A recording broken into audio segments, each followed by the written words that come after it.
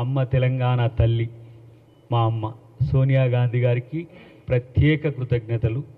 మా క్యాబినెట్ మంత్రులందరూ కూడా మాకు రావాలని కోరుకున్న వైనం మాకంతా తెలుసు. ప్రత్యేకించి మహేష్ అన్న నా విషయంలో తీసుకున్న శ్రద్ధ నాకు తెలుసు కాబట్టి వారికి నేను ప్రత్యేక కృతజ్ఞతలు కూడా తెలియజేస్తున్నాను. ఎందుకంటే పార్టీ ప్రభుత్వం, పార్టీకి నాయకుడు మహేష్ కుమార్ గౌడ్ గారు అయితే ప్రభుత్వానికి నాయకుడు మా రేవంత్ రెడ్డి గారు. ఈరోజు 10 సంవత్సరాల తర్వాత మాకు అవకాశం వచ్చినా కూడా ఎంత సంతోషంగా ఉంది అని అంటే, కొట్లాడితే పార్టీ కొరకు కష్టపడితే వెతికి వేటాడి వెంటాడి పదవులు ఇచ్చే party Congress party.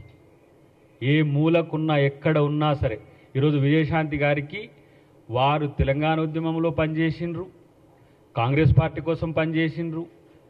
BJP BRS రహస్య ఒప్పందాన్ని తెలుసుకొని పార్టీలోకి మళ్ళీ వచ్చి తనకు అవకాశం ఇవ్వకపోయినా మళ్ళీ పార్టీ కొరకు ప్రచారం చేసినందుకు వారికి ఒక ఆడబిడ్డగా, తెలంగాణ ఆడబిడ్డగా అమ్మ సోనియా గాంధీ గారు మా పార్టీ అంత బ్లెస్సింగ్స్ ఇచ్చింది.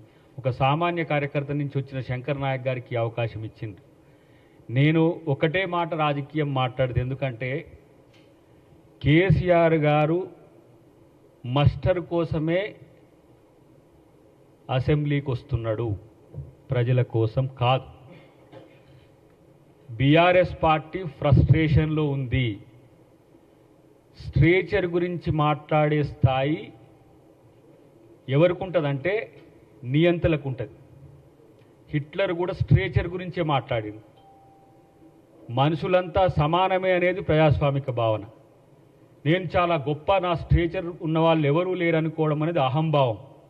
హిట్లర్ కూడా ఏం చేసిండు, గోబెల్ అంటోని అబద్ధాలను ప్రచారం చేయడానికి ఒక మంత్రినే పెట్టిండు. ఇవాళ కేసీఆర్ చేస్తున్నది కూడా అదే. ఇవాళ జగదీష్ రెడ్డి చేసిన పని అదే. ఆయన ఆస్కార్ లెవెల్లో నటిస్తున్నాడు. 9 సంవత్సరాల అధికారంలో ఉండి ఎస్ఎల్బీసీ 8 కిలోమీటర్లు మీరు 300 కోట్లు తవ్వలేదు, మరి మీకు ఏడుపెట్లు వస్తున్నది? రైతులు ఏడిపించిండ్రు, లక్షల కోట్లు ఖర్చు చేసినామంటున్నారు. ఇలా తగుదునమ్మా వచ్చి అని ఇలా అసెంబ్లీకి వచ్చి స్పీకర్ గారి పట్ల వ్యవహరించిన తీరు, రాజ్యాంగ వ్యవస్థల పట్ల, సభా సాంప్రదాయాల పట్ల, సభాపతుల పట్ల కనీస గౌరవం లేని సన్నాసులను తయారు చేసిన పార్టీ అలా బీఆర్ఎస్ పార్టీ. మీరు అనుకుంటున్నారు తెలంగాణ ఉద్యమంలో మేము తెగించి కొట్లాడినాం, మాకు నోరుంది, మేము ఏమైనా చేయొచ్చు అంటే, ఇగో ఇక్కడ ఉన్నాం. ప్రపంచంలో ఏ మూల ఏ క్షణం ఏం జరుగుతుందో వేగంగా తెలుసుకోవడానికి తొలి వెలుగు వాట్సాప్ ఛానల్ని ఫాలో చేయండి.